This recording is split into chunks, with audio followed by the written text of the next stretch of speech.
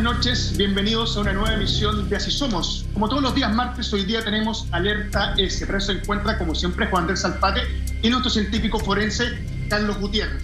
Recordarle a la gente que nos ve en su casa que si tiene un familiar desaparecido y no ha podido visibilizarlo por los medios, puede escribirnos a asisomos@lared.cl y te daremos el espacio, tal como lo hizo la familia de David Villegas, el caso que revisaremos el día de hoy, Juan Andrés. Vamos a partir este programa con los últimos y exclusivos antecedentes en el caso del pequeño Tomás Bravo. Por supuesto, como ya lo decía Lama, junto a nuestro científico forense Carlos Gutiérrez, grande entre los grandes, quien ya es parte de esta investigación. Estamos hablando de que esta es una semana clave en el caso que ha impactado todo el país y que busca saber lo más pronto posible, sobre todo para su familia, que lo llora hasta el día de hoy, respecto a la verdad sobre qué le pasó al pequeño Tomás Bravo. Comienza así, Alerta AS. El pasado 26 de febrero, nosotros bien sabemos, desaparece este pequeño, es hallado rápidamente, se culpaba al tío abuelo, luego esta persona está, si bien ya ni siquiera como imputado, está en plena libertad, es parte de la investigación. Queremos entender, en la medida que tú has entrado en este caso, Carlos, ¿has llevado o has entendido esto en una dirección muy opuesta a lo que la Fiscalía había hecho hasta este momento? Sí, mira, este señor, el tío abuelo, sigue siendo imputado y esa calidad no la ha perdido aún. Lo que pasa es que cuando la Fiscalía, el fiscal, se enfrenta y presenta los cargos en el Tribunal de Garantía, el Tribunal de Garantía se da cuenta que no hay los suficientes elementos probatorios para dejar en prisión preventiva a este señor. Es por ello que el fiscal apela a esta resolución del tribunal y va a la Corte de Apelaciones, que también todo fue público y todos absolutamente lo vimos, y la Corte ratifica lo que ya había dicho el Tribunal de Garantía, que es decir, que no hay medios de prueba para que este señor pase tiempo detenido en una cárcel, pero sí, si el fiscal estima conveniente, puede investigarlo. Por eso esta persona está en libertad. ¿Qué es lo que ocurre ahora o en qué condiciones hay en base a la carpeta investigativa y la información que tenemos y que evidentemente es pública?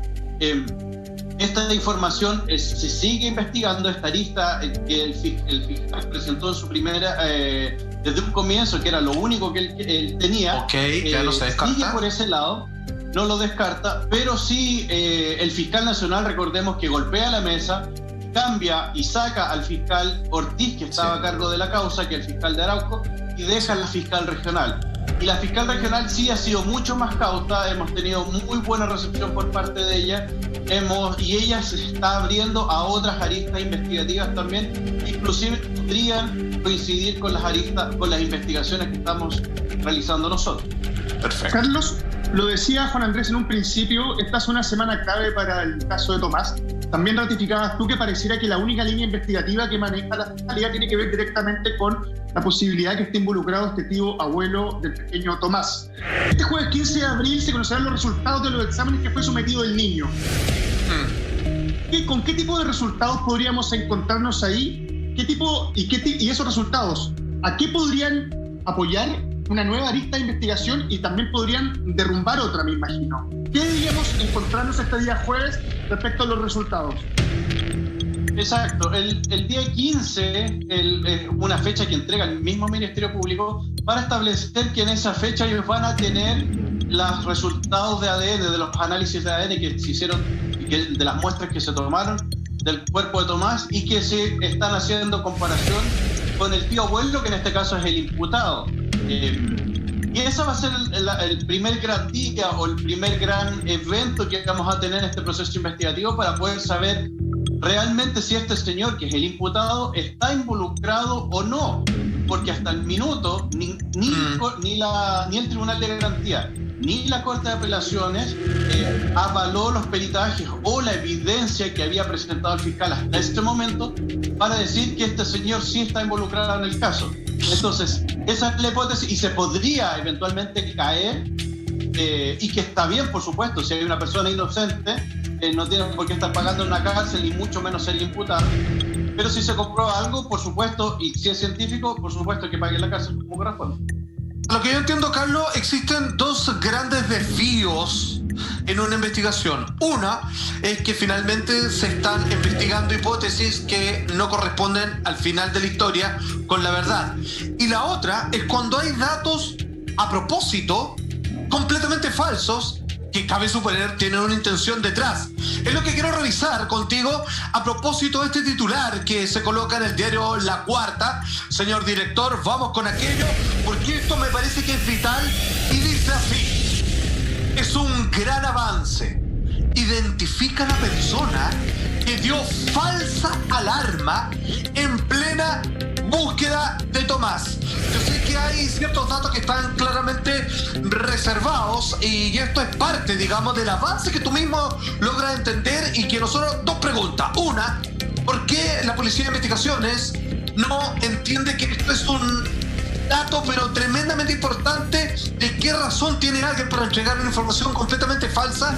Y si podemos entender, si es que es posible revelarlo, de quién estamos hablando y si más o menos se especula para dónde querían desviar este caso. Sí, para nosotros es súper importante porque es una de las aristas que esto nosotros cuando tomamos el caso, recordemos que nosotros estamos en el caso hace aproximadamente 3 semanas atrás, Claro. un poco más incluso, con el abogado Pedro Díaz. Juntos estamos trabajando en esa hipótesis. Cuando empezamos a analizar la carpeta investigativa, nos dimos cuenta que nadie había investigado esta arista. El por qué hay una falsa alarma, incluso trasladan a la madre a una zona bastante rural, donde supuestamente en ese lugar habían encontrado a Tomasito y después lo habían trasladado en una supuesta ambulancia. Todo eso no estaba investigado en la carpeta y a nosotros evidentemente fue lo primero que nos llamó la atención. Hicimos nuestro proceso de investigación y pudimos dar con el autor de esta alarma, que fue una falsa alarma. ¿Y qué es lo que ocurrió? Básicamente era una persona de una institución no gubernamental. Eso hay que dejarlo muy claro, no es de ninguna institución pública, ni bomberos, ni carabineros, ni investigaciones, sino que era de una organización no gubernamental que sí estaba trabajando como voluntario en esa zona. Y él escucha esta alarma y él, por ser parte de una institución, era el único que andaba con portátil que se podía comunicar con el campamento de bomberos, el centro de mando que había en esa zona. Y la instrucción era que ante cualquier novedad comunicar de inmediato por radio al centro de comando para canalizar esta información. Entonces a él le dan esta información lugareños que estaban también en el proceso de búsqueda. Él responsablemente toma la radio e informa de inmediato cómo era la instrucción que él tenía. Y esto fue como el ejercicio que es uno del teléfono, que da una información pero la recibe otro y ese otro le agrega algo y el otro la malinterpreta. Y eso fue lo que ocurrió. Entonces llega una comunicación al centro de comando y el centro de comando transmite una información totalmente diferente, distorsionada, y obviamente generó el trastorno que todos vimos. De eso tenemos nombre de la persona que lo hizo, tenemos videos, por supuesto, tenemos bastante información que ya se está poniendo a disposición del Ministerio Público para que sepan qué es lo que ocurrió. Y lo importante también es saber, y ya estamos en esa segunda etapa, no vamos a descartar todavía esta hipótesis, porque la gente que pudo haber dado esta falsa alarma a esta persona que estaba con portátil pudo haber tenido alguna mala intención. Entonces estamos chequeando todos los vehículos, las patentes, porque tenemos muchos videos y fotografías de ese momento. Queda clarísimo. Señoras y señores, en la casa está sabiendo alerta a ese hoy día con los últimos antecedentes que nos entrega Carlos Gutiérrez, y tenemos precisamente un testimonio de quién es la persona, por supuesto, de las que más ha aparecido en pantalla expresando su dolor para tratar de encontrar la verdad sobre el pequeño Tomás Bravo. Habla su abuela materna respecto a esta falsa alarma que se entregó gracias a este informe que nos llega desde Hola Chile. Atención. Bueno, sí, nosotros ahí en la angustia de que el niño no se encontraba, que había desaparecido, en algún momento alguien gritó y fue como que todos se pusieron a aplaudir, a silbar, a gritar, y que sí lo encontraron, y empezaron a decirnos a nosotros que estuviéramos tranquilos, que esperáramos al niño. A Estefanía, ella andaba más, aparte, no estábamos juntas, ella andaba con un grupo de primas, Y ahí le empezaron a decir de que el niño lo habían encontrado, que tenía que ir donde estaba toda la gente ahí a la entrada. Y ahí llegó, nosotros súper felices en ese momento, que el niño había aparecido. Incluso en ese mismo momento me llamaron de Concevisión. Y yo digo al aire, digo, sí, lo encontraron, dicen que lo encontraron, porque también escuché por ahí que me estaban echando la culpa a mí, que yo por poco más había dado la falsa alarma. Claro. Y fue porque a mí me llamaron en ese momento y estaban con el show de que el niño había aparecido. Entonces estábamos felices con Estefanía, nos abrazaba, incluso estábamos con el señor alcalde ahí, había gente de la municipalidad de Arauco con nosotras, y de repente llegó un bombero y nos dice, ¿y quién les dijo eso? Y yo le dije, bueno, eso es lo que se estaban informando y por radio, que dijeron que sí, era confirmando que el niño lo iban a sacar por arriba. De hecho, la ambulancia subió hacia una entrada principal del campo y a esperar al niño. Y Estefanía dice que ella escuchó mucho, hay rumores que el niño lo estaban sacando en un vehículo y no sé qué, y ella esperando que le llevaran al niño, y el bombero va y nos dice, no, eso es mentira. Reconocer que es un relato donde se te aprieta un poco la guata. Yo no tenía idea que había existido con esta falsa alarma una suerte de celebración de parte de la familia, lo cual debe ser un momento muy engorroso, agotador y sobre todo doloroso dentro de una investigación que, digámoslo, sigue siendo dolorosa para toda la familia que se encuentra involucrada. Carlos, ¿por qué la policía no investiga esta falsa pista? Porque, si quieres que sea sincero, cuando yo escucho de esta información, lo primero que pienso es que quieren despistar. Lamentablemente en un caso en el cual se ha ido entrampando a medida que pasa el tiempo. ¿Por qué la policía no investiga esta falsa pista y la deja pasar como si nada? Esa respuesta tendría que quedártela la policía o el fiscal que estaba a cargo en ese momento de la investigación. Yo no encuentro ningún sentido por qué no lo hicieron. De hecho, a nosotros, con el abogado Pedro Díaz, fue lo primero que nos llamó la atención, que sabíamos que existía esta alarma, y nos llamó profundamente la atención que la carpeta investigativa no estuviese esta diligencia.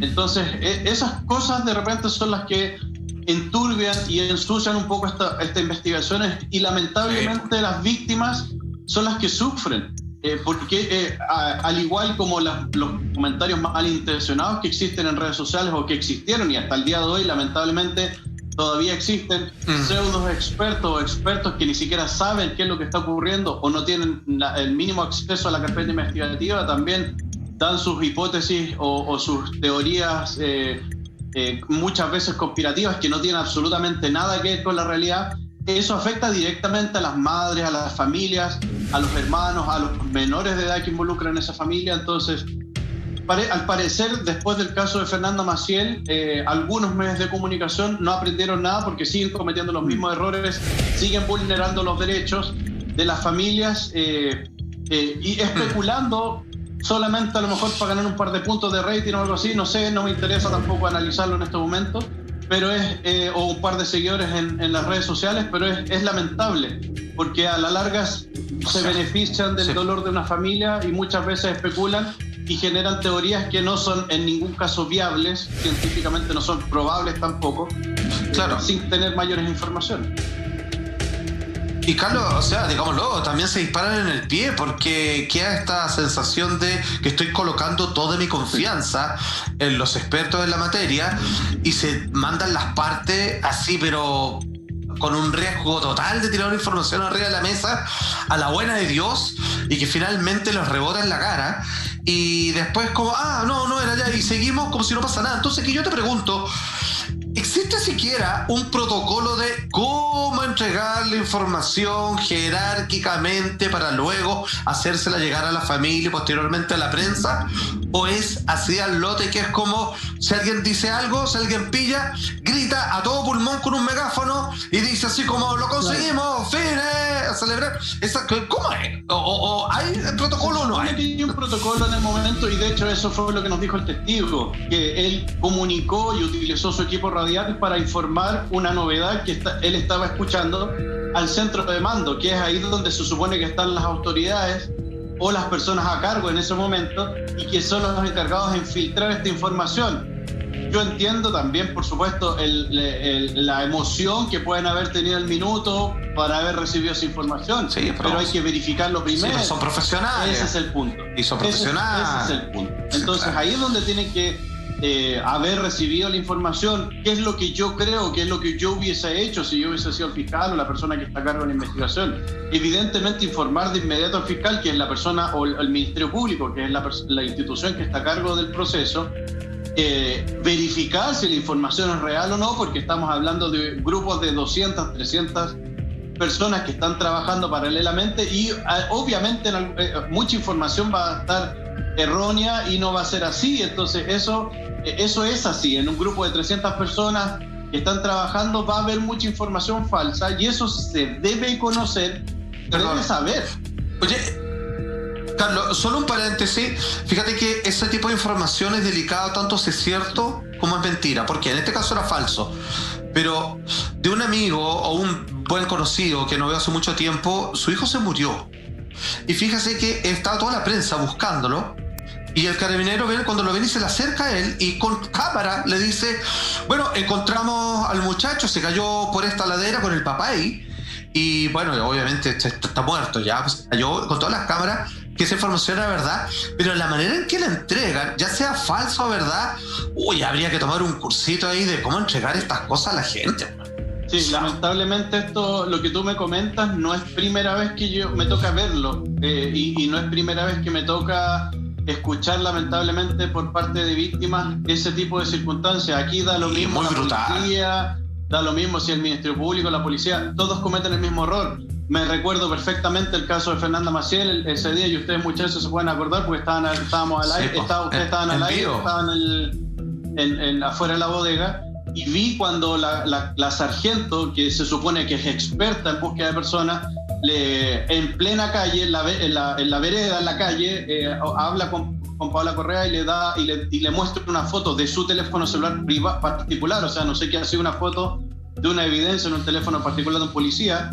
Y le dice: identificáis esto. Y obviamente en plena calle, sin ningún tino, totalmente...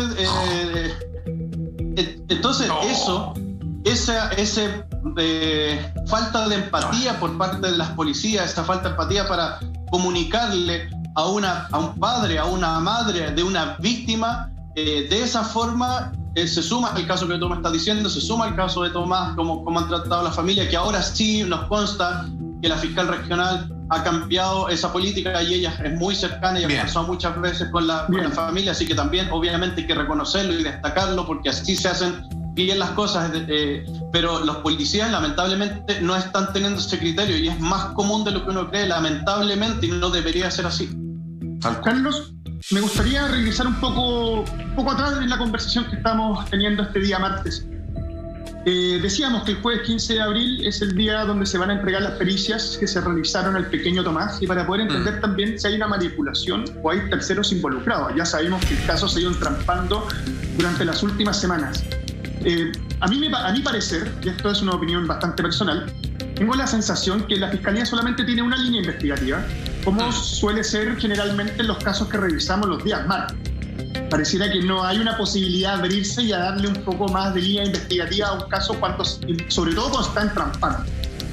Si el día jueves los resultados arrojan que el tío abuelo del pequeño Tomás no tenía ningún tipo de participación en este brutal asesinato o homicidio, la verdad que ya no sabría qué usar, porque la verdad no sabemos cuál es la realidad que hay en el caso.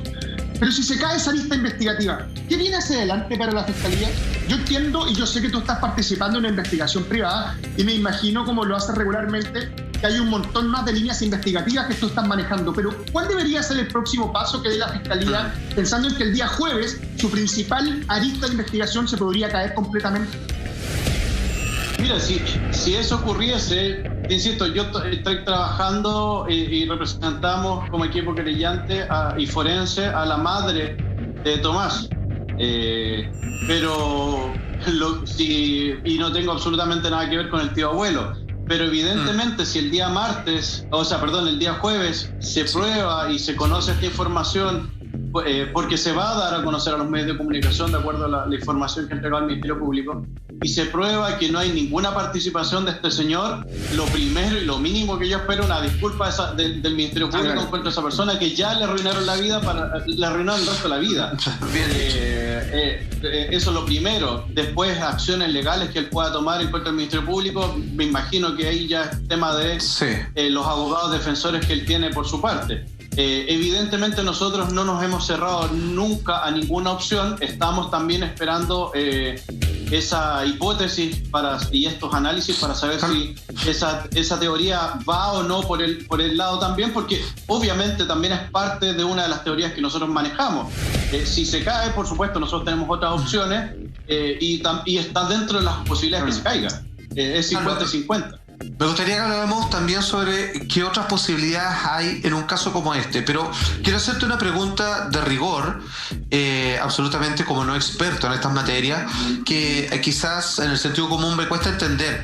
Cuando este día jueves quieren ver con las muestras y comparaciones de ADN si es que hubo interferencia, en este caso del tío abuelo o de una persona que aún no se conoce, en el fallecimiento de este pequeño, siendo un niño chico, ¿cómo tú distingues el ADN de otra gente que me aseguro que toda su familia lo tocó, lo abrazó, le dio besos, que no haya marcas de otros adultos en él, a alguien que esa marca indica que tuvo que ver con el fallecimiento de Tomás? ¿Cómo hace esa diferencia? Sí, en este caso el ADN, porque el imputado es un familiar directo. Entonces, evidentemente va a tener ADN de él en sus genes por sí, por ser parte, por tener esta relación sanguínea entre ambos. Entonces, ahí obviamente se hace esa diferenciación. También hay que revisar diferentes elementos y las evidencias que supuestamente se encontraron y que se están analizando y que por razones obvias no las puedo mencionar en televisión, sí serían útiles y serían apropiadas para poder diferenciar esta ubicación de la evidencia con una posible participación de esta persona. Obviamente hay ADN de la mamá, del papá, y eso va a estar siempre y cuando ese ADN es cercano, porque el ADN se va degradando con el tiempo, evidentemente, y si a eso sumamos que estaba al aire libre, que hubo días de lluvia, el sol, todo eso sirve para degradar el ADN. Entonces, perfecto. El ADN de la madre es muy probable que también se encuentre y obviamente habría que descartarlo si es que en dónde está ubicado. Por eso va a ser fundamental dónde se ubica el ADN, en qué condiciones está, si ese ADN o esa evidencia, hay otro tipo de evidencia, no sé, algún otro elemento que pueda encontrarse con el ADN mezclado de la madre, obviamente con el menor, o del tío o de otra persona. Todo eso lo vamos a resolver el jueves y lo vamos a saber el jueves, pero sí se puede hacer esa diferenciación. Y también lo importante en el ADN es la interpretación, porque, vuelvo a insistir, por razones obvias, ADN de la mamá va a tener, porque la mamá viste al niño, por razones obvias. Entonces tengo que interpretar para saber si ese ADN está relacionado con alguna acción que la madre hace diariamente o está involucrado con el proceso de la muerte de Tomás. Maravillosamente explicado. Solamente tiene que ver con el ADN lo del día jueves, Carlos. ¿Se podría entregar una conclusión o al menos alguna arista de dónde ocurrió el hecho y después dónde aparece el pequeño Tomás? Puede entregarse esa información también, inclusive también, por lo que yo tengo entendido y lo que hemos conversado con el abogado, es que podría al parecer también conocerse la causa de muerte. Recordemos que la causa de muerte está de manera indeterminada en estudio. ¿Y qué quiere decir en estudio? Este apellido en estudio es que se está esperando el resultado de las evidencias, del análisis de las evidencias. Si estas evidencias no logran concluir nada, puede que sea tipificado como un tipo de muerte indeterminado derechamente. Oye, Carlos, es que sabéis que esto me gustaría que la gente lo escuchara súper bien, ¿eh? Si yo no te conociera, si no tuviéramos este espacio acá en Así Somos, y yo me quedo solamente con todo lo que se ha entregado a través de la prensa de manera multitudinaria, que hoy día parecen bajarle un poco el calibre porque en su momento fue boom y ahora parece que están con otras cosas, el tercer retiro, ponte tú, lo que sea.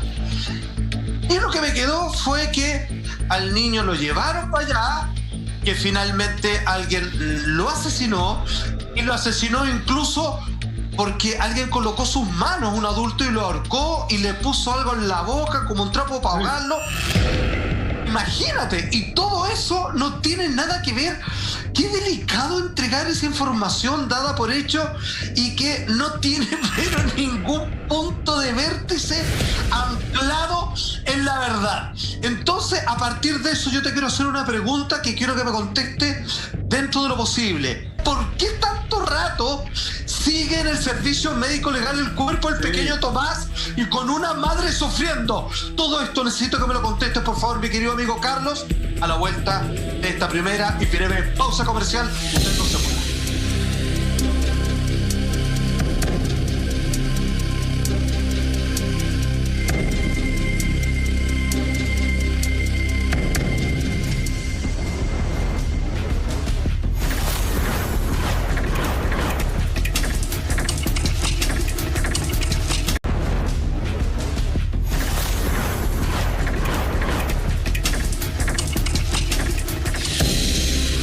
Muchas gracias por la espera. Estamos junto a Carlos Gutiérrez revisando los últimos antecedentes, ya que él es parte de la investigación respecto al suceso del pequeño Tomás Bravo. Este día jueves se va a entregar información vital, entre ellos, quizás a través de muestras de ADN, entender si existe o no participación de su tío abuelo, el único imputado, pero sin embargo completamente libre en su hogar, porque no hubo antecedentes suficientes como para mantenerlo en algún tipo de prisión preventiva.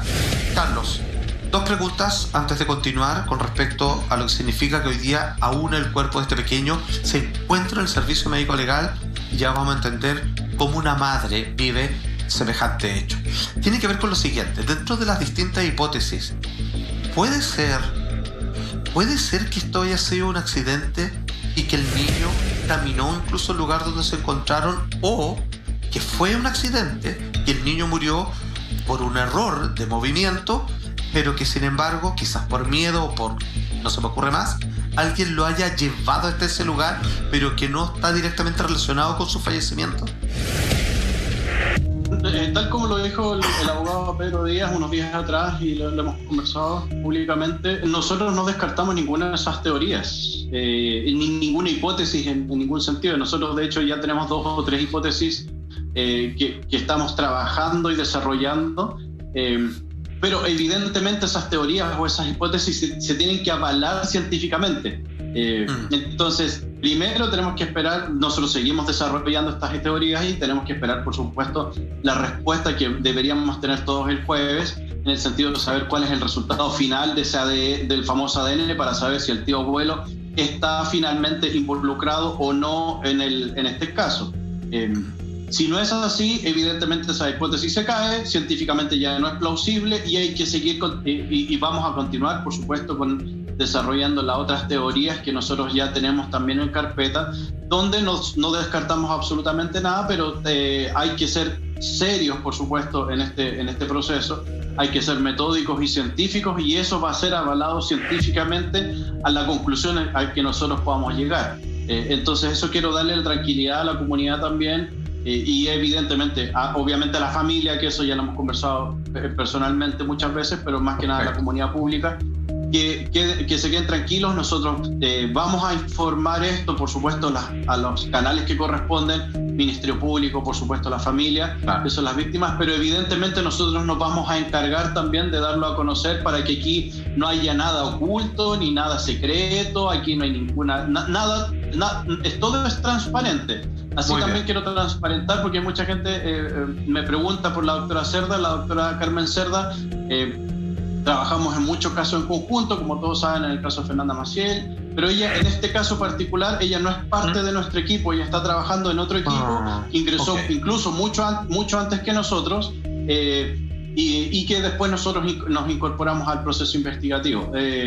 Pero seguimos trabajando juntos, por supuesto, en otros casos. Es un tema de que ella está trabajando con otra organización. Entonces, en ese sentido, en este caso específico, nosotros queremos ser todo lo más transparente posible, dentro, obviamente, de la información que se pueda comunicar a la comunidad pública, que la familia, obviamente, nos permita comunicar eso, pero lo que más quiere también la familia es que se deje estas especulaciones y estas cosas extrañas que muchas veces acusan a la madre sin saber nada, le han pedido apedrear la casa, hay cosas que son totalmente inentendibles. Dolor sobre dolor. Si el tío abuelo queda absuelto o no se nota o no hay nada que pruebe su participación, todos los vejámenes que sufrió, las agresiones habrán sido gratis. Entonces ya la familia está destruida, no sigamos destruyéndola, y nosotros, como les digo, vamos a entregar la información cuando corresponda. No nos pidan apresuramiento, porque los procesos científicos y los procesos de investigación no podemos saltarnos los procesos metodológicos. Tenemos que ir paso a paso para poder llegar a la verdad científica, que es lo que nos importa. Tremendo llamado. Sin duda, Carlos, esperamos que eso sea así, que tu expertise pueda ayudar a ponerle fin un poco al caso de Tomás. Sin embargo, otra de las cosas que se ha estado conversando últimamente y que tiene más allá del tema de conversación, pareciera que es un alegato de muchas personas, también de las personas que se han ido metiendo en el caso de Tomás. Para eso tenemos el siguiente titular, lo revisamos aquí en Así Somos.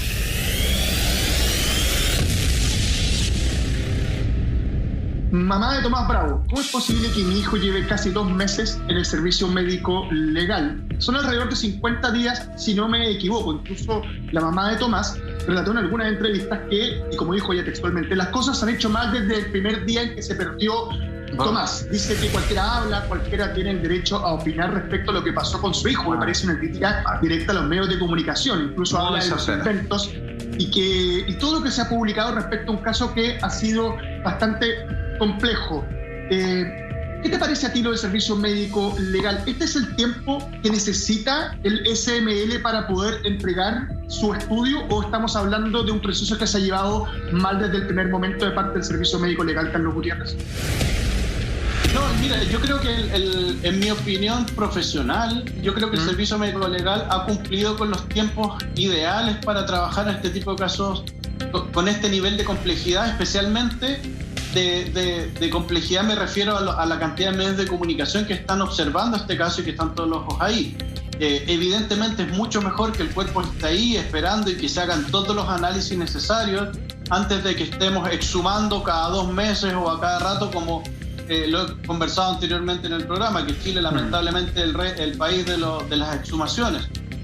No debería ser así. Nosotros, los países desarrollados y los países que tienen buenos servicios, las exhumaciones casi no existen, porque se hacen todos los procesos previos. El problema es que nosotros tenemos un código sanitario de 1800, entonces establece que se debe entregar el cuerpo lo más breve posible, en el más breve plazo, cuando no existían procesos de refrigeración, cuando no existía nada de lo que tenemos ahora.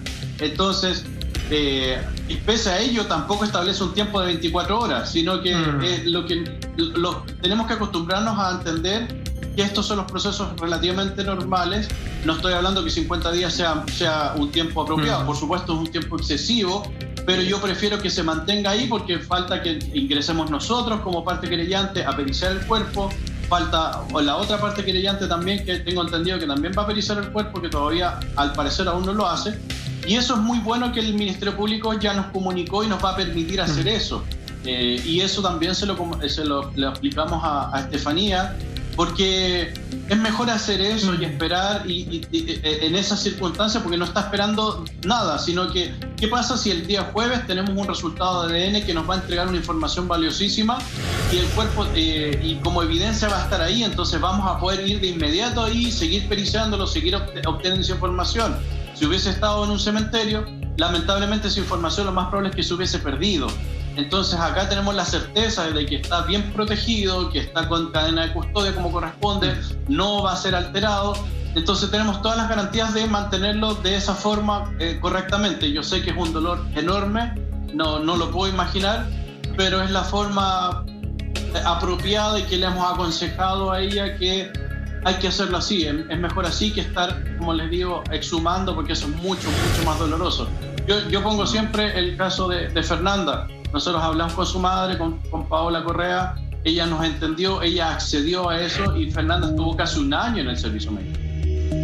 Y vemos los resultados exitosos que hemos tenido. Entonces, esas son las marca muchas veces una gran diferencia. Perdona, yo te hago las preguntas de la calle, pero son inquietudes personales muy sinceras. Sabemos que faltan detectives, ni hablar, carabineros faltan impresionantemente un número para poder hacer su pega correctamente. Faltan médicos del servicio médico legal. ¿Sabes por qué te digo? Porque solo en términos matemáticos, si se toma un mes aproximadamente para periciar el cuerpo, como es el caso de Tomás Bravo, para sacar una conclusión, quiere decir que si en circunstancias sospechosas mueren 12 personas, y yo creo que mueren mucho más que 12 personas de forma rara en un mes, se necesita todo un año, o sea, digamos, van atrasados en 10 años, claro, para tratar de dar un informe correcto a cada uno de estos casos. Sí, lo que pasa, evidentemente sí, falta personal de todo tipo, no solamente médicos, sino que bioquímicos, químicos, falta absolutamente todo. Lo que pasa es que no todos los casos se realizan o se necesitan la cantidad de exámenes o análisis que se le están haciendo a Tomás en este minuto. Otros casos son de menor complejidad en el sentido de que se puede establecer con mayor certeza y con mayor, siendo más obvio muchas veces, la causa de muerte. No sé, alguien que fue con un disparo o un apuñalamiento o un ataque al corazón. Eso evidentemente se levanta la evidencia de manera más rápida y se analiza de manera más rápida porque es más simple el proceso. En este caso de Tomás estamos hablando de un caso de una muerte, una causa de muerte totalmente indeterminada en estudio. Entonces cualquier análisis que pueda ir resolviendo o cualquier desarrollo de análisis que podamos tener, alguna respuesta o conclusión, nos va o puede cambiar el curso de una investigación completa. Entonces no es que el médico no haya hecho la autopsia, de hecho a Tomás se le hizo la autopsia y hubo más de un médico presente. El tema es el análisis de ADN que se le realizó, que se hace acá en Santiago, con las muestras que hay, otros expertos. Entonces no es solo que falten médicos, sino que faltan otro tipo de expertos. Entonces, evidentemente, por tomar las muestras de Tomás, que se le hagan análisis en Santiago de ADN, quedan por hacer otros análisis que a lo mejor estaban de antes, pero como otros casos no son tan mediáticos, entonces eso tampoco es justo para las otras víctimas. Entonces es un equilibrio que siempre hay que tener, por supuesto, con el respeto que todas las víctimas se merecen en este caso. Carlos, pero perdón, si lo que se entrega el día jueves es conclusivo, la investigación de la autopsia y todo lo que acabas de comentar, ¿aún así tu equipo y el equipo de la contraparte entra a periciar el cuerpo o se da por hecho que ese es el informe y que no hay nada más que periciar? Si el proceso y si el reporte final es conclusivo y entrega y observamos que la metodología aplicada es la correcta y la evidencia que se encontró es la apropiada y todo eso, y no es necesario hacer un segundo peritaje para ver si fue el proceso bien hecho, yo creo que, y eso es un tema, por supuesto, del abogado Pedro Díaz, que vamos a tener que conversarlo y ver cuál va a ser el siguiente curso de acción. Diferente es si el peritaje presenta alguna falencia o derechamente no es conclusivo. Vamos a tener que seguir avanzando. Si nosotros ya tenemos la autorización verbal, por lo menos para poder ingresar al servicio médico legal como parte querellante y poder periciar el cuerpo de Tomás con los mismos equipos que utilizamos para periciar a Fernanda Maciel.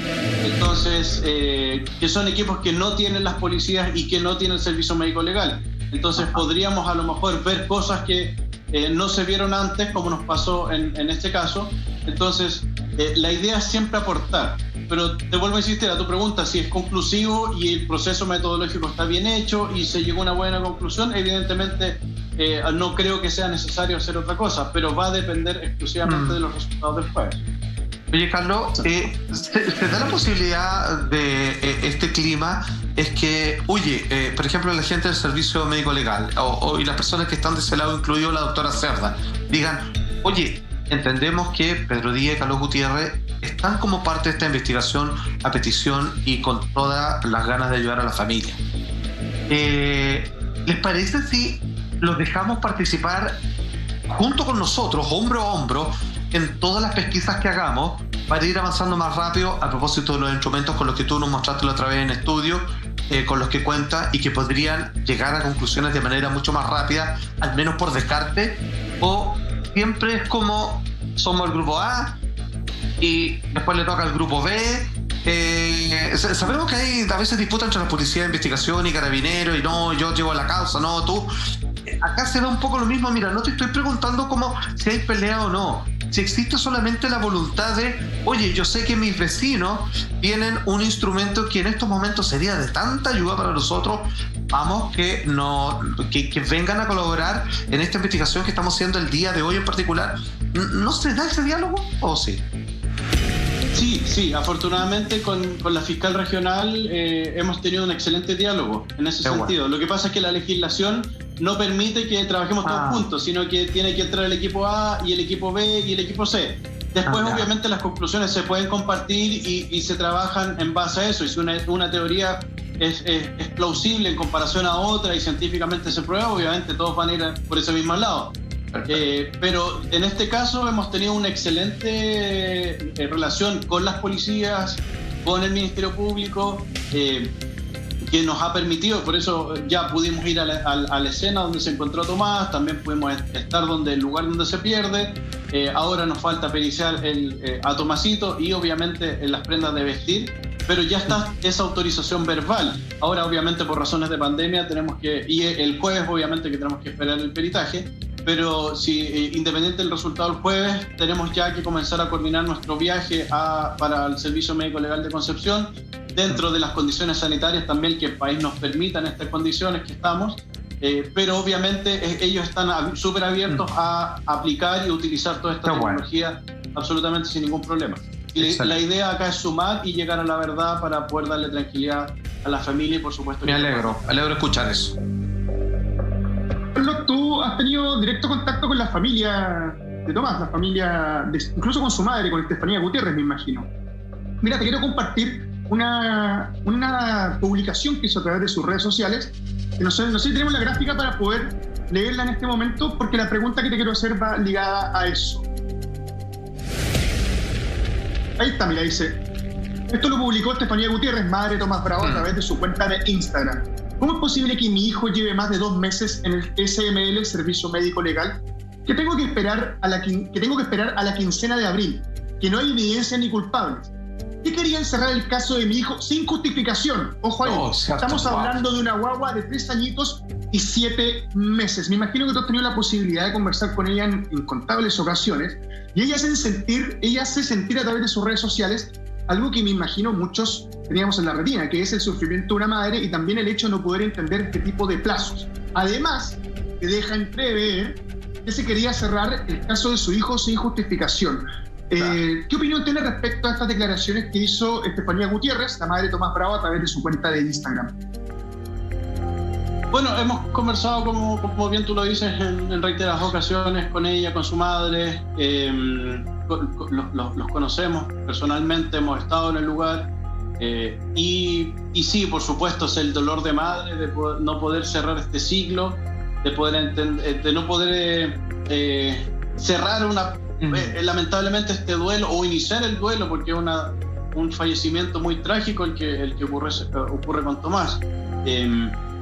Pero ella entiende este proceso, ella quiere que nosotros periciemos el cuerpo para su tranquilidad, y obviamente para nosotros transmitirle directamente de primera fuente qué es lo que realmente, qué evidencias hay y qué no hay, porque tal como hemos conversado previamente, hay mucha especulación, hay muchas personas que opinan lamentablemente con buena intención y otras con muy mala intención, y lamentablemente eso Estefanía lo ha notado, y también lo vuelvo a mencionar, y es un llamado que ella nos ha pedido cada vez que podamos comentar el caso en televisión, que lo hagamos, que por favor los comentarios malintencionados que se los guarden, que no tienen nada que ver, que no sirven absolutamente de nada para la investigación, que no sirven para nada ir a piedrarle la casa o que tengan que la adjudiquen parte del fallecimiento de su hijo.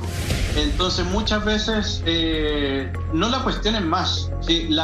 La justicia va a llegar, vamos a probar científicamente lo que realmente ocurrió.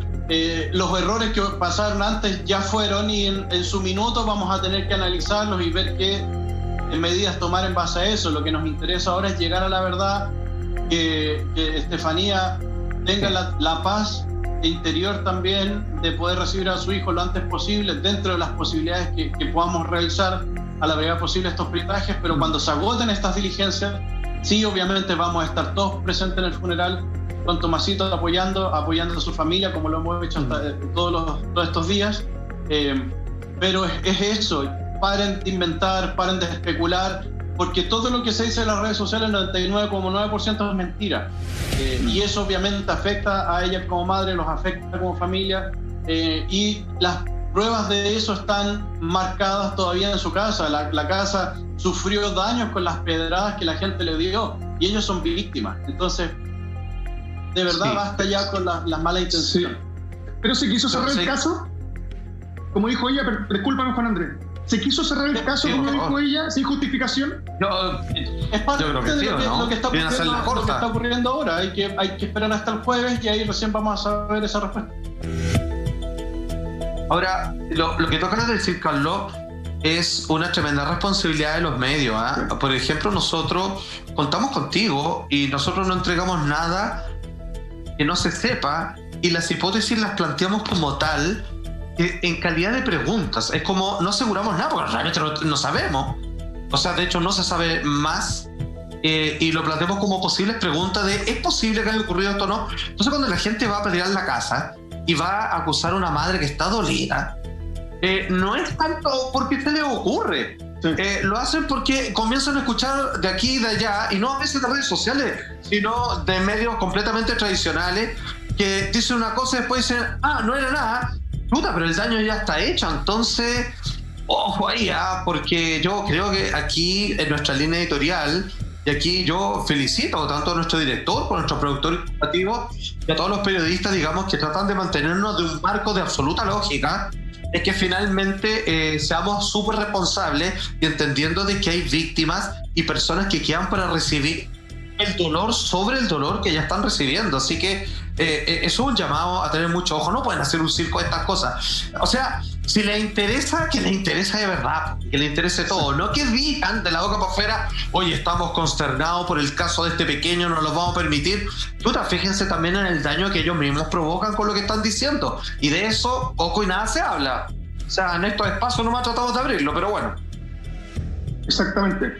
Y ojo, la mamá de Tomás también lo decía, que como mamá de Tomasito no bajará los brazos. Mi hijo necesita justicia, y si tengo que enfrentarme quien sea por él, lo haré. Así que ya lo sabemos, si entendemos realmente cuál es la situación, y esperamos que el día jueves, en realidad, este jueves 15 de abril, tengamos algún tipo de conclusión, o por lo menos entendamos hacia dónde va la línea investigativa de un caso que nos ha tenido a todos en vilo durante los últimos 2 meses, más o menos. Ahora vamos a pasar de sección, vamos a cerrar el caso de Tomás. Esperamos, Carlos, que haya éxito el día jueves, y ojalá que también tu equipo pueda hacer una buena conclusión respecto a este caso. Ahora, estamos viendo alertas, y como ya lo dijimos al principio del programa, si usted tiene un familiar desaparecido o sigue en busca de esa persona que no son capaces de encontrar y se sienten abandonados de parte tanto de la policía como de los medios, aquí nosotros le damos el espacio. Recuerden que pueden escribirnos a nuestro mail, asisomos@lared.cl, y para eso hoy día vamos a conversar con la madre y la familia de David Villegas. Ya vamos a ir con ella, pero Juan Andrés, tú vas a explicar el caso, si no me equivoco. Sí. Hoy día, tal como tú decías, Lama, vamos a tener la oportunidad de hablar con Mónica Osorio. Mónica Osorio es la madre de David Villegas, quien desapareció hace 5 años. David hoy tiene que tener 27 años, 5 años, como decía, desaparecido. Hay que entregar un dato que no es menor, que él tiene espectro autista, él es Asperger. Aún así, nos parece completamente respecto a entender de qué ha hecho la investigación a cargo de la desaparición de este hombre, y finalmente si quedan puntos pendientes. Y gracias a ello, Carlos nos va a dar las mejores luces de, en este momento, qué pasos debiéramos entregar como medio de comunicación para que usted, si sabe algo, nos entregue ese dato, y qué debiéramos hacer en emplazar a las autoridades que debieran estar haciendo la pega al respecto. Así que desde ya le damos la bienvenida.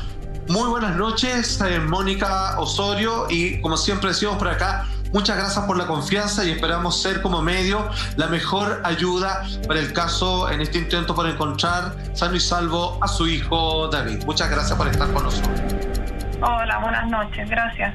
Gracias a ustedes. Cuéntanos un poco, para que podamos adentrarnos en el caso, ¿cómo era la personalidad de David? ¿Cómo él también era capaz de llevar esta condición que relataba Juan Andrés Alfate? Bueno, hola, buenas noches. Mi hijo tiene una condición Asperger que en cierta manera le dificulta la comunicación. Era un joven alegre, muy inocente dentro de su espectro. Lo otro que, aparte de eso, era de hacer cosas minuciosas, le gustaba hacer con cositas de plasticina, le gustaba mucho comer. Como joven, siempre, bueno, yo creo que producto de lo mismo de los medicamentos, porque él tomaba como 6 medicamentos.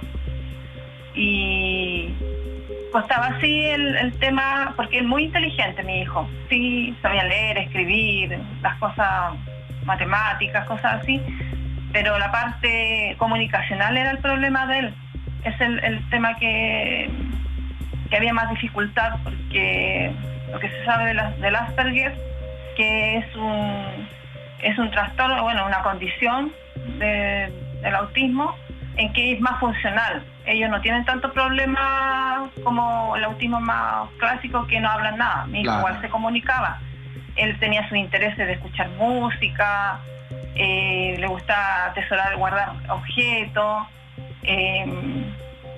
y lo otro que le gustaba mucho salir, caminar.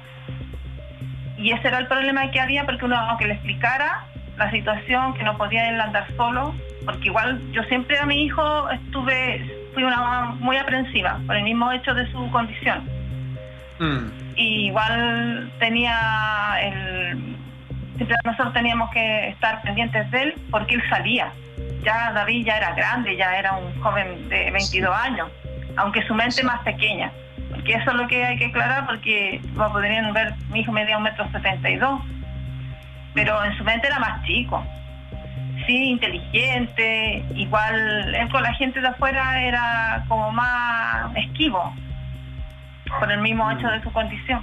Pero con nosotros él siempre era como bien demandante, sí, en sus cosas, los gustos que él tenía y todo. Y es el problema que nosotros, bueno, yo en especial, mi familia, estamos súper angustiados, porque él salió ese día y él había salido en otras ocasiones, David. ¿Ya? Y aunque uno le explicara, él salía igual.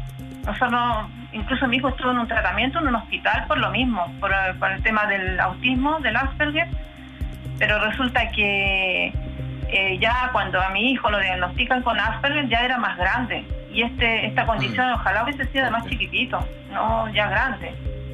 Y igual se hicieron muchos intentos, igual él estuvo con terapia ocupacional en el hospital, porque bueno, el único hospital que está aquí en la región metropolitana, y yo diría en Chile, que tiene una sección para las personas con autismo. Pero realmente no se pudo en la parte social, comunicativa, llegar más allá, porque David ya era más grande. Y ese era el problema, porque David a veces, por ejemplo, le gustaba cantar, había personas que le molestaban, y como él se ve un joven que él no tiene como un Down, por ejemplo, un síndrome de Down que se nota en su carita, no, a mi hijo no se le notaba su condición. Entonces a veces había malentendido y todo eso. Entonces eso es lo que la preocupación que uno tiene, la angustia de todo este tiempo de no saber qué le pasó a él. Porque él en varias ocasiones, yo lo tengo que decir, mi hijo salió. Lo encontraron en varias ocasiones, pero no era porque nosotros, yo, mi familia, en especial, fuéramos despreocupados, nada de eso. David ya era grande y no podíamos, nosotros hicimos todo lo posible por tratar de darle un tratamiento adecuado ya grande, pero no se podía más allá, porque ellos son muy, a veces, de idea fija, y él siempre quería conocer y todo. Claro. Mónica, dos cosas. Mira, de partida estamos viendo en estos momentos el teléfono, que es donde la gente se puede comunicar, y lo están viendo precisamente en este momento en pantalla, para entregar cualquier dato. Y por supuesto nuestro correo también siempre está a disposición en la ayuda para encontrar a David. Ahora, tú dijiste algo que es muy importante para la investigación, Mónica, y es que tu hijo, en esa condición, son de idea fija, tienen una meta y se la ponen por delante y la van a cumplir. Yo tengo entendido que quería conocer Argentina, Brasil, viajar por el mundo. Quizás en algún momento él toma esta decisión y sale hasta lo que le dan los pies. Lo que estamos viendo en estos momentos es el mapa donde David se le vio por última vez, dónde se perdió, dónde se le perdió la pista. Por lo tanto, queremos preguntarle a Carlos Gutiérrez qué pasa en el caso de que una persona desaparecida tenga una condición de salud mental distinta, como es el caso de tu hijo. Toda esta información la vamos a entregar a la vuelta de esta breve pausa comercial. Usted no se mueve.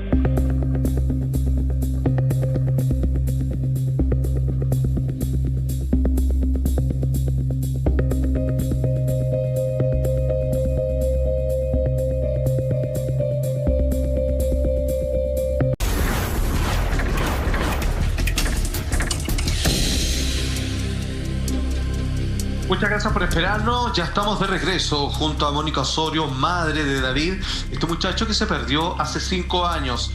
De inmediato, Carlos, queremos pasar a revisar el mapa donde fue la última vez donde se vio este muchacho que ahí justamente estamos viendo, y que entendemos que por tener Asperger y con una clara intención de querer conocer el mundo caminando sobre sus 2 pies, podría haberse sido el detonante. Y de inmediato te pregunto, ¿cuál es la diferencia entre encontrar una persona que haya desaparecido con alguien que esté en la condición particular de David? O sea, cuando alguien tiene una condición médica especial, es súper importante que las policías actúen de manera rápida, y obviamente los familiares también. Me refiero a dar de inmediato la alerta de la desaparición y la policía buscar de inmediato. ¿Por qué? Porque hay tratamientos médicos, me refiero a medicamentos que esta persona, que él tenía que haber tomado David, y que obviamente al no estar tomando sus tratamientos médicos empieza a generar una descompensación. Si él tiene una condición, tiene que la policía también empezar a patrullar de inmediato. No es que él vaya y tome una micro, un bus de la locomoción colectiva, o tome un auto y se vaya manejando.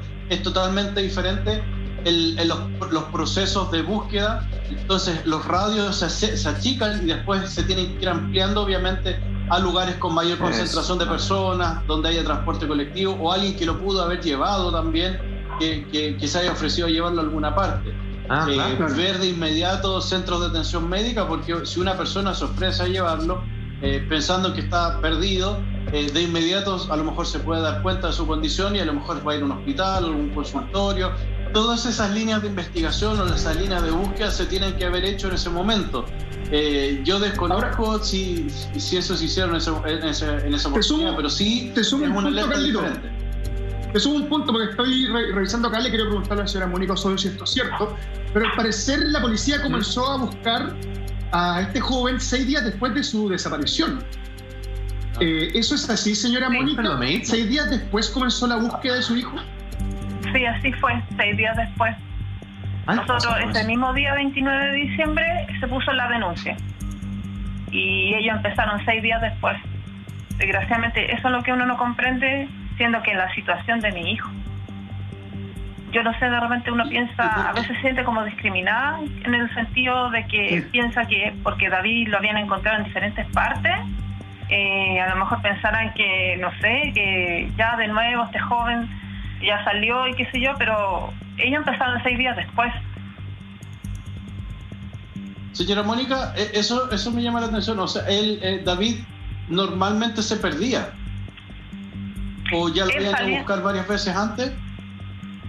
Sí, lo que pasa es que él manifestaba, él siempre quería salir, quería ir a caminar, y como yo siempre lo protegí, lo cuidé porque vivía conmigo y estaba en la casa de mi mamá también, y a lo mejor se sentía como comprimido, pero él salía porque él tenía su idea de que quería conocer Argentina y uno le explicaba, le decía, hijo, no puedes ir para allá, tienes que ir con alguien porque tú no puedes trasladarte, pero él no lo comprendía. Entonces él igual salía y aunque uno manejara la puerta con llave, él lo hacía igual. Llegaba y se conseguía o le decía a uno, ya voy a salir, y a veces él caminaba porque lo que más le gustaba caminar. Y en varias ocasiones una lo encontraron en Mayoco y en otra en Padre Hurtado, en diferentes partes. Entonces, pero no era porque uno se despreocupara de él, no, todo lo contrario. Era que es difícil ya el tenerlo, era súper difícil el manejo con él. ¿Por qué? Porque el tema de su condición costaba que él comprendiera. Es un dato... Perdón, eso es un dato no menor porque, de hecho, cuando una persona tiene tendencias a salir de la casa por diferentes motivos, en este caso por esto era más que nada porque les resultaba atractivo poder descubrir el mundo, hay estudios y antecedentes que indican que cuando una persona se va de la casa, vuelvo a insistir, por diferentes motivos, es más propensa a desaparecer que otra que se va por primera vez, porque ya sabe cómo salir, sabe cómo irse, y usted lo está diciendo, si lo encontraron en Mayoco, que es otra región, o en Padre Hurtado, que es bastante alejado del sector de la Florida donde usted vive, por supuesto que eso tiene que haber llamado profundamente la atención a las policías. ¿Qué explicación le dieron a usted? ¿Por qué se demoraron 6 días en salir a buscar a su hijo? La explicación que dijeron que ellos recibían órdenes del fiscal. Porque eso yo le planteé al subcomisario, que es Rodrigo Molina, que él comenzó la búsqueda, y él dice de que es porque le llegó la orden, que él da las órdenes. Entonces, que ellos no pueden llegar y hacer búsqueda sin la orden del fiscal. Pero esto fue entregado por Carabineros. Carabineros fue el que hizo llegar la orden a la Fiscalía. Entonces ahí, eso es lo que no entiendo yo qué pasó ahí, porque después nunca Carabineros yo le consulté por qué había pasado eso. Como empezó PDI a buscarlo, abrió, que es la encargada de buscar, entonces no me dieron esa respuesta. Ya, pero Mónica, mira, tengo un titular acá de junio del año 2016 de BioBio Chile, en donde, a ver si lo podemos revisar, señor director, si es que lo tienen por ahí disponible nomás, que dice lo siguiente, y es que Carabineros pide ayuda en la búsqueda de jóvenes extraviados desde diciembre en la Florida. Diciembre. Y esto es en junio. O sea, diciembre, enero, febrero, marzo, abril, mayo, junio. O sea, estamos hablando así prácticamente medio año. A mí me parece que ya está bien que los Carabineros pidan ayuda a todos los vecinos que quieran entregar algún tipo de información que pueda ayudar. Pero 5 o 6 meses después me parece que, o sea, perdón que lo diga así, yo creo que pasó la vieja. Además que aquí dice que amigo y testigo, que al parecer lo rastrearon y por ahí se le vio en otras partes, en Santiago, en regiones. Cajón del Maipo. El Cajón del Maipo. Claro, entonces, lo que pasa... Lo que sucede es que ellos, eso es lo que yo no entiendo, porque eso yo no sabía que había salido eso en la radio BioBio, pero Carabineros nunca buscó a mi hijo. O sea, nosotros le pedimos, puedo decir que lo buscó 2 meses, pero fue porque nosotros intervenimos a Carlos Montes, como mi papá le ayudó en una campaña, entonces pidió a Carlos Montes si por favor podía hablar con Carabineros, y Carabineros lo buscó, pero 2 meses. Pero más allá no, y 6 meses sí, que pidan ayuda, eso me llama la atención. Claro. Señora Mónica, para entender un poco más en cómo se perdió su hijo, él estaba en la casa de su abuela ese día, si no me equivoco, ¿no? Sí. En la casa de su madre. Y él hace estas salidas recurrentes que usted explicaba, que incluso podía llegar tan lejos, imagínate, como llegar a Mayoco, imagínate con 6 días de ventaja para la policía. Sin embargo, él visitaba lugares recurrentes, o, como decía usted, él salía a caminar y nunca repetía el mismo camino. Y segundo, ¿llevaba con él dinero ese día? ¿Llevaba algún tipo de otro artículo? No, No, él no llevaba dinero, salvo la primera vez que mi hijo sale, que él llevaba su mochila con su medicamento, pero después no se preocupaba de llevar eso. Y sí, él, claro, la vez que lo encontraron en Mayoco fue porque él nos contó que lo habían llevado unos hombres en un camión. Él había caminado harto, pero también lo llevaron en un camión. Entonces él tenía, mi hijo era, en cierta manera, él igual conversaba, mi hijo igual podía entablarse una comunicación con él, quizás más básica, pero igual. Entonces, sí, él no tenía como algún patrón de decir, no, voy a ir a tal parte. No, las veces que lo encontraron fue Pirque, fue el Cajón del Maipo, nunca mi hijo estuvo ahí. Eso que dicen que lo vieron, son cosas que, porque cuando mi hijo desaparece, es como que todo un boom.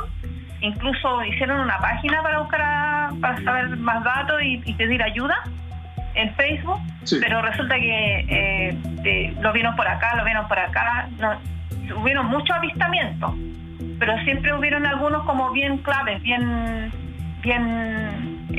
como que llamaba la atención de que podía haber sido él, pero como tardíos. Señora Mónica, perdón, cuando su hijo no tomaba los medicamentos, ¿cuál era la reacción que él tenía sin medicamentos? ¿Qué es lo que le provocaba esto? La reacción de él yo lo notaba muy acelerado, porque esa vez cuando lo encontraron en Mayoco, mi hijo ya llevaba como 2 días extraviado, que no sabíamos nada, y lo fuimos a buscar a la comisaría de Mayoco y al retén, no, de Padre Hurtado me parece, pero a mi hijo lo encuentran en Mayoco. Y mi hijo ahí estaba muy acelerado, como caminar rápido y que como ansioso. Eso yo notaba, que él se descompensaba, se notaba al tiro su descompensación. Entonces eso me hace mucho ruido en el sentido de que mi hijo cuando desaparece debe haber sufrido una descompensación bastante fuerte, porque esos medicamentos son que actúan en el sistema nervioso, entonces no es cualquier medicamento. Y por eso él... ¿No tenía celular, Mónica? Mónica, creo que te entendí bien, que llevaba cosas muy específicas en su mochila. Él no manejaba ningún celular, ni tampoco alguna vez él tenía la intención de hacer un llamado de emergencia u otra cosa. O sea, él se metía en su mundo nomás, pum, y partía y se olvidaba de todos los demás. O tenía ¿cómo decirle? Como que había adquirido una situación de cómo responder si se encontraba en una emergencia. No, él como que tenía, su idea era como salir, ir a una parte así, ¿no? Y no llevaba consigo celular porque él no le gustaba. Él le gustaba juntar cositas pequeñas, cosas así, como no sé, como bolitas para jugar o estampitas, pero de que tener un celular, porque yo le dije, pero no, él no le llamaba la atención. Entonces no tenía como manera de comunicarse, y el Asperger era así, ellos como que van a su mundo, pero no es que no echen de menos, ¿no? Ellos van a su objetivo, como que a él se le ponía de idea salir, ir a una parte, y él quería hacer eso. Perfecto. Señora Mónica, nos hablaba de este grupo de Facebook donde le han entregado algunas pistas que posiblemente, yo creo que gente quiere ayudar con la mejor intención, que no son las concluyentes. Sin embargo, le ha servido este grupo que tiene, si no me equivoco, más de 7.000 personas, que si en el caso de su hijo, por favor no me conteste, señora Mónica, le planteo esta pregunta para el regreso, una última y pequeña pausa comercial. Seguimos aquí en Así Somos, Alerta AES. Ya, ok.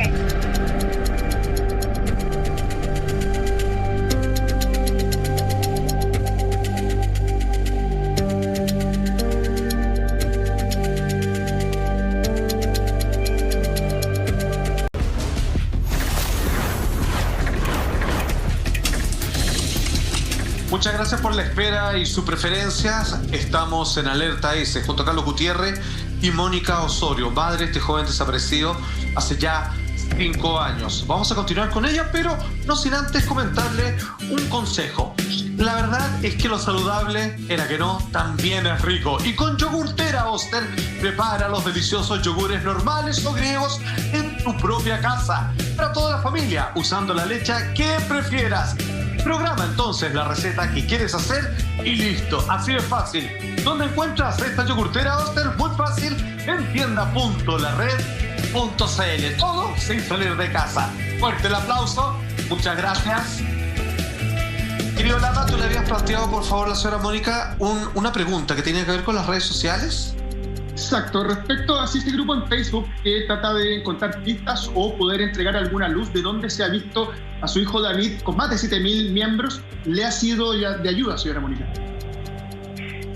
Sí, yo puedo decir que sí, ha sido de ayuda.